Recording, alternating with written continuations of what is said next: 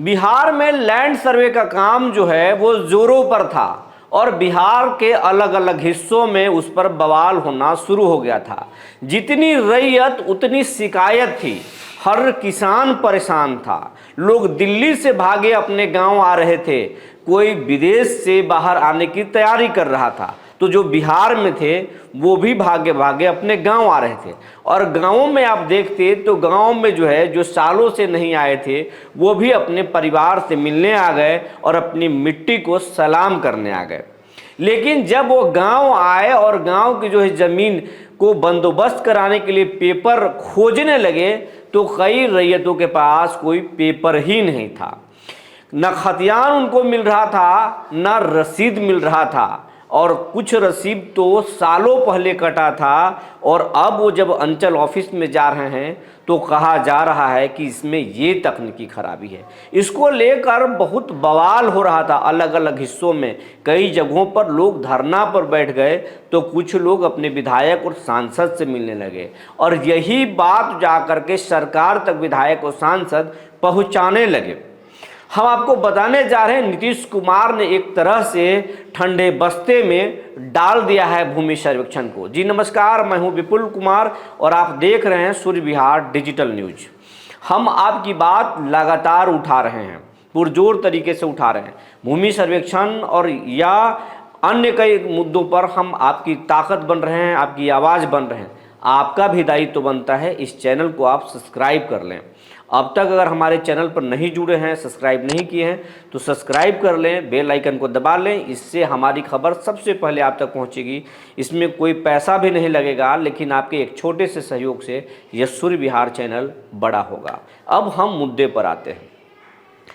शुरुआती दौर आप याद कीजिए, जब बिहार लैंड सर्वे की जब शुरुआत होने जा रही थी तो नीतीश कुमार के जो पार्टी के प्रवक्ता हैं नीरज कुमार, उन्होंने दहाड़ कर कहा था कि भूमि माफिया नहीं बचेंगे।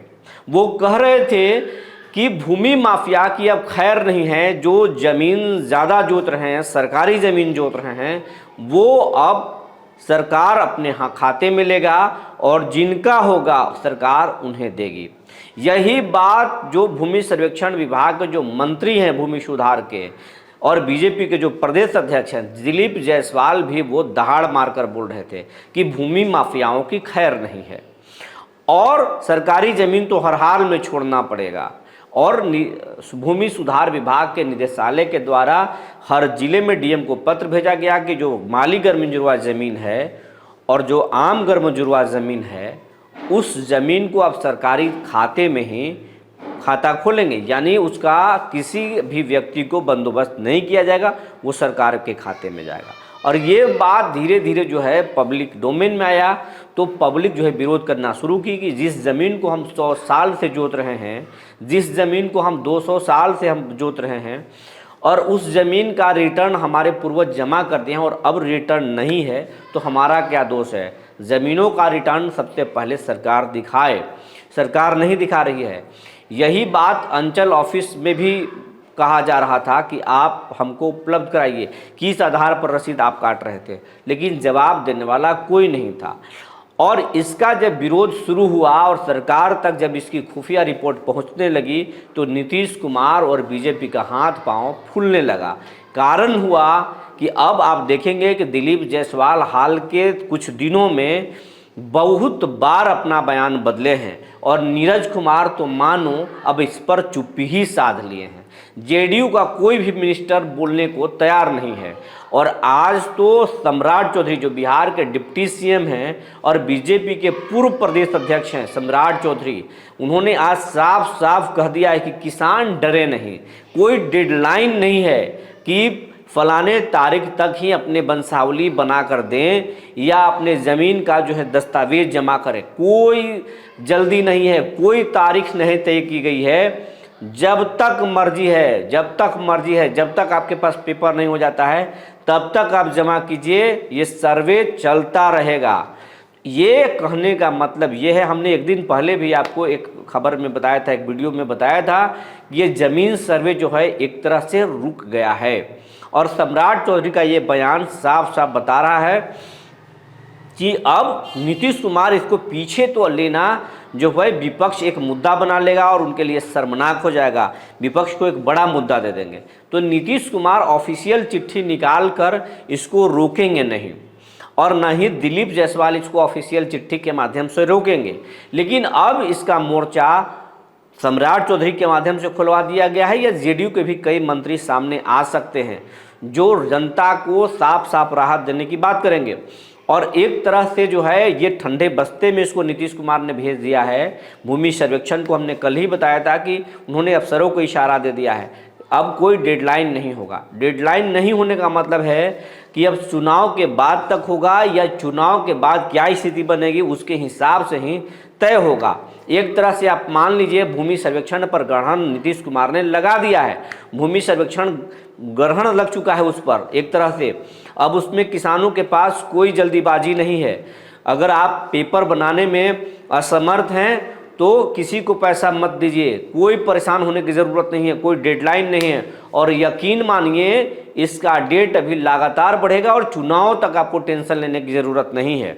और चुनाव के बाद में ही इस पर आगे नतीजे और निर्णय लिए जाएंगे कि आगे भूमि सर्वेक्षण चलेगा कि भूमि सर्वेक्षण को बीच में ही खत्म कर दिया जाए। ये सब कुछ आगे अब होगा, चुनाव तक ज़रा भी चिंता करने की ज़रूरत नहीं है। और सम्राट चौधरी ने एक तरह से एक औपचारिक ऐलान कर दिया है, किसानों को डरने की ज़रूरत नहीं है। इसका अब कोई डेडलाइन नहीं है कि कब तक कागजात जमा करना है। तो हम आपको बताने जा रहे हैं कि कुल मिला कर जो है नीतीश कुमार ने इसको रोक दिया है।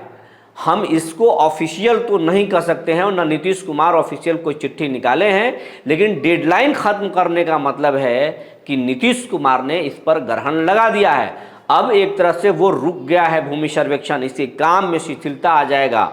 अब इस पर कोई प्रेशर किसानों के बीच में नहीं दिया जाएगा, किसानों को ज़रा सा भी परेशान नहीं किया जाएगा। तो एक तरह से ग्रहण लग चुका है, अब आप निश्चिंत होकर रहिए। और जो हाँ, ये निश्चिंत होने का मतलब ये नहीं कि आप अपने ज़मीन का कागजात तैयार नहीं करेंगे, कागजात आप तैयार कर लीजिए। ऐसे भी अगर सर्वे नहीं भी हुआ तो आपके पास आपके ज़मीन का आपकी प्रॉपर्टी का कागजात होना चाहिए, आप अपना कागजात बना लीजिए। और ये अच्छी बात है कि आपको इसी बहाने, सर्वेक्षण के बहाने आपको जानकारी हो गई कि ज़मीन का रजिस्टर 1 क्या होता है, खतियान क्या होता है, ज़मीन का रजिस्टर 2 यानी डिमांड और अंचल में जो कागजात जो होते हैं वो क्या होते हैं, दोनों की अहमियत क्या है, वंशावली क्या है, शेड्यूल बंटवारा क्या है, ये तमाम चीज़ आप जान गए हैं। अगर अब तक आप बंटवारा नहीं किए हैं तो शेड्यूल के आधार पर अपने परिवार में मिल बैठकर आप शेड्यूल बना लें और आप अंचल में जो भी काम आपके लटके हुए हैं वो निपटा लें। और अगर हो सके तो रजिस्ट्री बंटवारा कर लें।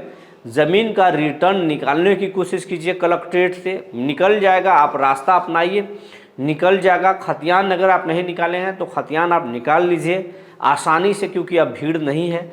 नोटरी के चक्कर में ना पड़े, कचहरी का चक्कर में ना पड़े, किसी भी व्यक्ति के दबाव में ना आए और ना किसी को रिश्वत दे। एक तरह से नीतीश कुमार ने इस पर ग्रहण लगा दिया है। इसको ऑफिशियल तो नहीं कहा जा सकता है कि रुक गया है, लेकिन एक तरह से रोक ही दिया गया है।